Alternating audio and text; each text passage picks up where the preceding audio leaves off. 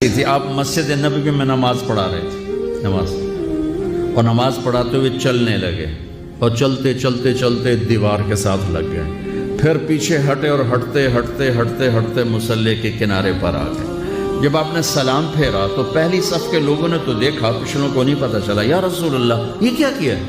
نماز کے اندر آپ نے چلنا شروع کر دیا اور دیوار تک چلے گئے، پھر واپس آ گئے۔ آپ نے فرمایا نماز پڑھتے پڑھتے میرے اللہ نے مجھے جنت دکھائی۔